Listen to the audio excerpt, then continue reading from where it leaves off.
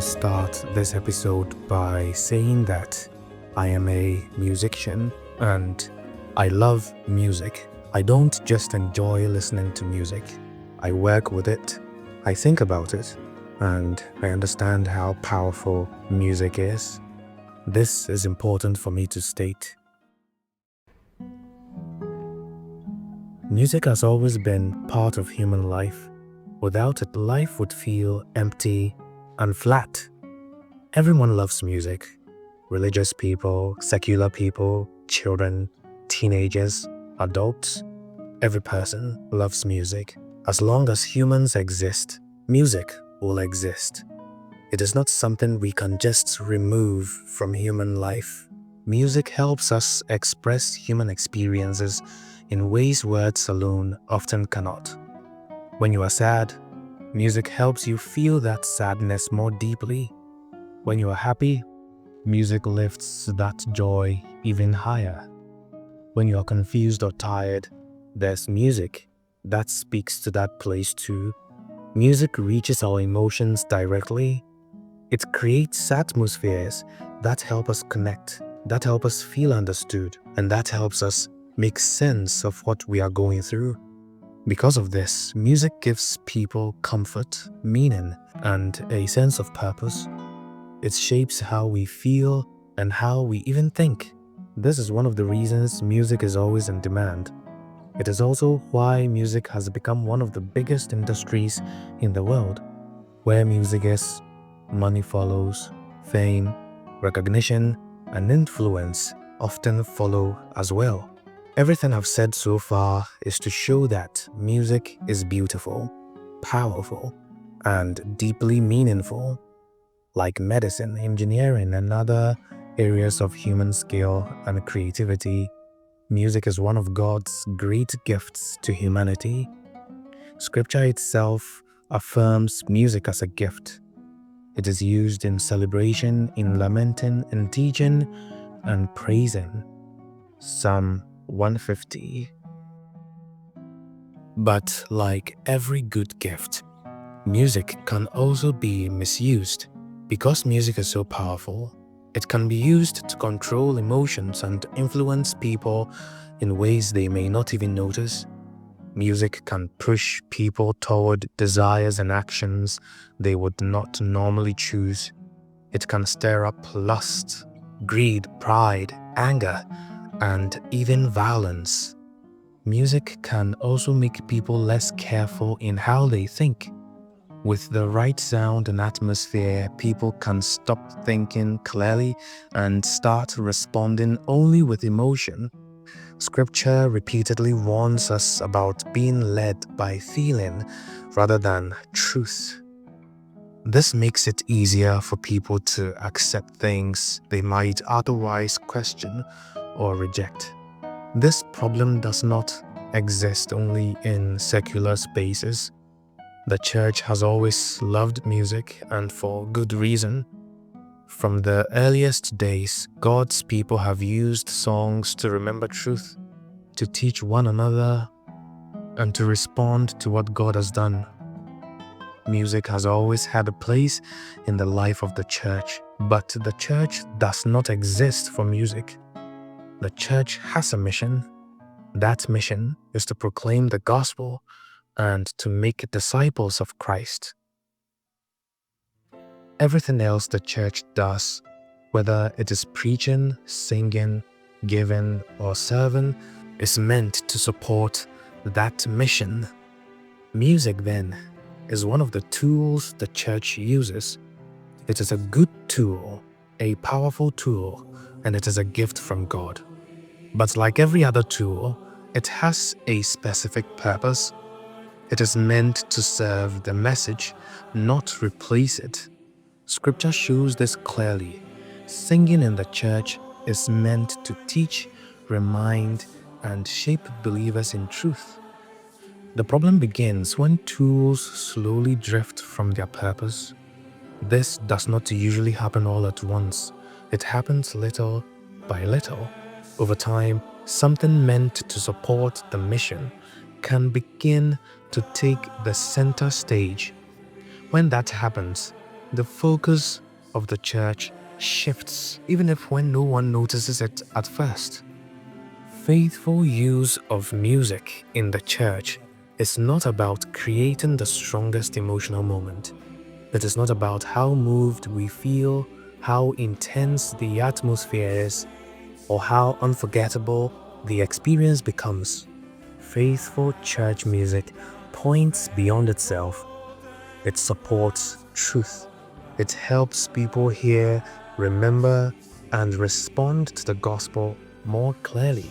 When music serves the message, it does its job well. Now, when the music rather becomes the center of it all, something has gone off. So this raises an important question we need to ask honestly. Why do you think gospel music is so popular today? Is it because more people are hearing and responding to the truth of the gospel? Or is it because gospel music today has learned how to follow trends, create strong vibes, and deliver good entertainment? Maybe it's a mix of both, but it's a question worth asking. Because if music is a tool meant to serve the message, then we have to be careful that the message does not slowly begin to fade away. To answer that question, we need to first be clear about what the gospel actually is. The gospel is not a feeling, the gospel is not a mood, it is not an atmosphere, and it is not a musical experience. The gospel is good news, real news, a message about something God has done in history. The Bible tells us that God created the world good, and He created human beings to know Him, love Him, and live under His rule. But humanity rebelled against God. We chose our own way instead of God's own. The Bible calls this sin. Because of sin, the world is broken and we are separated from God. No amount of effort, good works, or any religious activity can fix that separation. That is where the gospel begins to sound like good news. God did not leave humanity in that broken state. He sent His Son, Jesus Christ, into the world. Jesus lived the life we failed to live, fully obedient to God without sin. He then died on the cross not for His own sins, but for ours. On the third day, He rose from the dead, defeating sin and death. The gospel message is this: forgiveness of sins and reconciliation with God are offered freely through Jesus Christ, not by works, not by effort, not by your emotions, but by grace received through faith. This is the message the church exists to proclaim. The central mission of the church is not to create powerful experiences, emotional moments, or unforgettable services. Those things may happen, but they are not the goal. The church exists to make this gospel known, to preach it, to teach it, to guard it, and to pass it on faithfully. Everything the church does flows from this mission. Preaching serves the gospel, teaching serves the gospel, our fellowship serves the gospel, singing serves the gospel. Music does not stand beside the gospel as an equal partner, it stands under it, supporting it.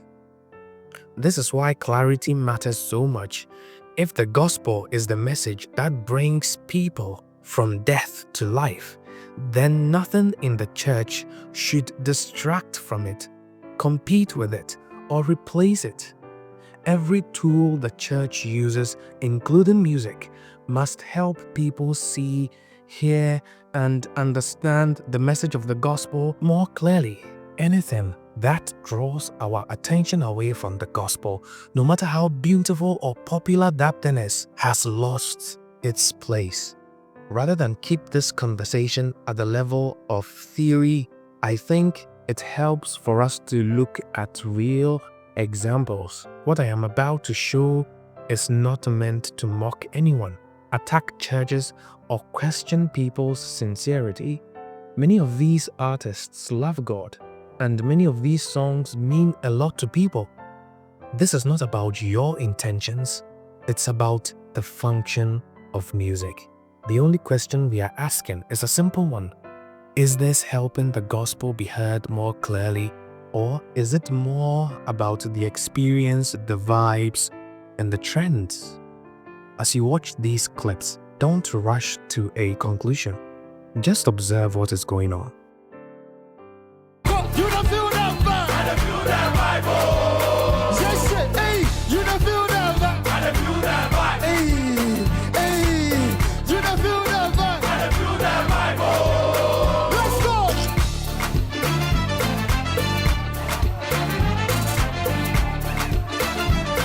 You know, yeah.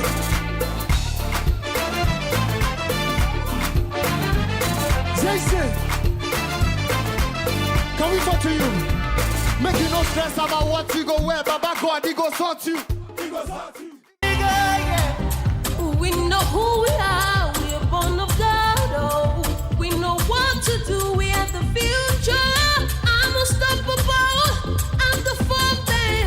I'm like the city that is set up on the hilltop. Upward and forward, we are on fire, we are on fire. Nothing can stop us, nothing can stop us. They cannot stand us, they cannot stand us. We are on fire, we are on fire. So we go sing hallelujah.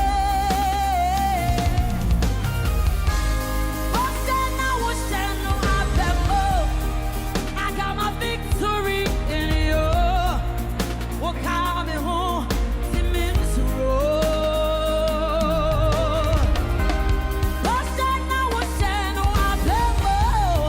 I got my victory in you. We're coming home to Minnesota. After watching these clips, something becomes clearer. When gospel music is no longer shaped by the gospel itself, emotion slowly takes the place of truth. Songs become less about the gospel and more about how the music makes us feel. The message of the cross is decreased, while the atmosphere and the vibes are increased. This is how music stops serving the gospel and starts becoming the center of everything we do. Over time, repetition replaces teaching. Instead of being reminded of sin, grace, the cross, and repentance, we repeat the same songs again and again, often without any clear meaning of the gospel. The message of our salvation becomes unclear, and this has consequences. People begin to confuse feeling moved with being transformed. A powerful moment feels like spiritual growth. Excitement feels like faith. But when suffering comes, when sin needs to be confronted, or when repentance is required, there is very little foundation for us to stand up. For unbelievers, the danger is even greater. They may enjoy the music, the energy, and the atmosphere without ever hearing the message that actually will save them. They leave encouraged, but not reconciled to God. They leave entertained, but not confronted with the majesty of the cross that saves sinners. At this point, we also need to be clear about what worship actually is. For many people today, worship has become almost exclusive to music. If the singing was powerful, we say worship was good. If the music moved us, we say we have indeed worshipped God. But biblically, worship is much bigger than music. True worship is not first about what we feel. It is about how we respond to who God is and what He has done through Christ. Worship begins with seeing God clearly, hearing His truth, and responding with faith, trust, and obedience and humility. The Bible describes worship as offering our whole lives to God. Our thoughts, our actions, our obedience, our repentance, everything to God. Singing can express worship, but it is not exclusively worship. Jesus said that true worshippers would worship God in truth and in spirit. That means that worship is shaped by truth, not by how sincere you are or how strong your emotions are. We can be sincere and still be wrong. Truth must guide our worship. This is why the gospel matters so much. We cannot worship God rightly unless we first understand what He has done for us in Christ. Worship is not how we reach God, it is how we respond to the wonderful grace we have received in Christ. When worship is reduced to music alone, we start to chase moments instead of the truth. But when worship is rooted in the gospel, music finds its proper place. It becomes one way, among many, that we respond to God with gratitude and faith for saving us. Faithful gospel music does not avoid emotion, but it does not depend on it. It does not aim first to move people, but it aims to tell people the truth about the gospel. And when the truth is seen clearly, our emotions will follow naturally in gratitude towards God. So the question is not whether gospel music should be powerful. The question is whether the music is powerful because of the gospel. And that question is not just for musicians, worship leaders, or churches. It's for all of us. For what we sing, for what we celebrate, and for what we call worship. Because the gospel does not need music to be powerful, but music must never be powerful enough to replace the gospel. Everything should be based on the gospel.